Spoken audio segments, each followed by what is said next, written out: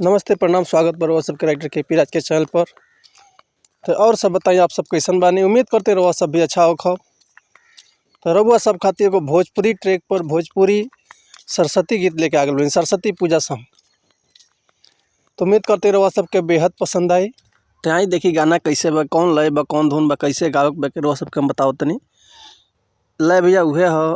आज कुछ दिन पहले गाना आई रहे हो कि ला रे ला ला रे ला रे ला रे ला ला रे ला रे ला ला रे ला रे ला रे ला ला रे ला रे ला ला रे ला रे ला रे ला कि ये सैया अभी लइका बानी, ये सैया अभी लइका बानी, जाके सुती दलानी में। तो आई देखिए पर गाना कैसे बा कि माई बीड़ा बजवैया तू ही, सातों सुर के रचैया तू ही, सुनी अरज तत्काल में, ये माई रउआ जल्दी आई, हंस चढ़ी पंडाल में। आई देखिए के गाँव के कैसे बा, कौन लय से गाँव के भी हम बताते रउआ सबके।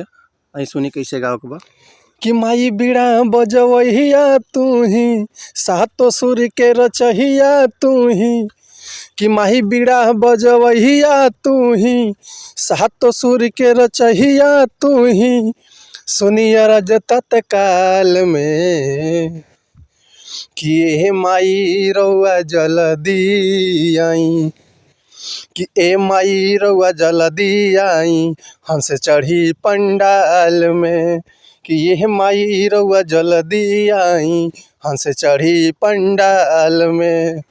तो उम्मीद करते रहो सबके मैटर बेहद पसंद आइल है। अगर ये गाना के रहो फुल लिखवाल चाहते नहीं तो डिस्क्रिप्शन में हमारा नंबर बा, कॉन्टैक्ट नंबर और व्हाट्सअप कर सकिले या कॉल कर सकिले, रवा के गाना मिल जाए। लेकिन गाना के वजह चार्ज लागी। अगर ये गाना के रवा नया म्यूजिक बनवा के आप बढ़िया तरह से गायकी करते हैं तो उम्मीद करते हैं 100% और गाना बाज जाए सरस्वती पूजा में। अगर हमारा गाँव में कोई मिस्टेक भले गई तो भैया हमके क्षमा करब, ऐसे कि हम गायक ना हैं। रवा सबके उतने भी बता सकिले कि हाँ गावे के कैसे भाई, गायकी रवा ऊपर डिपेंड करता।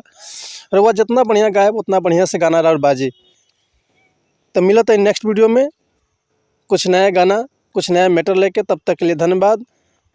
रवा सबसे इतने गुजारिश हो भैया कि चैनल पर नया बनी तो चैनल के लाइक करी, कमेंट करी, सब्सक्राइब करी, अब बेल आइकन प्रेस कर दी कि सबसे पहले रवा सबके नोटिफिकेशन मिला हर एक वीडियो का, हमारा हर एक गाना के। तो मिलते हैं नेक्स्ट वीडियो में, तब तक के लिए धन्यवाद, नमस्कार, प्रणाम, जय हिंद, जय भारत, जय भोजपुरी समाज।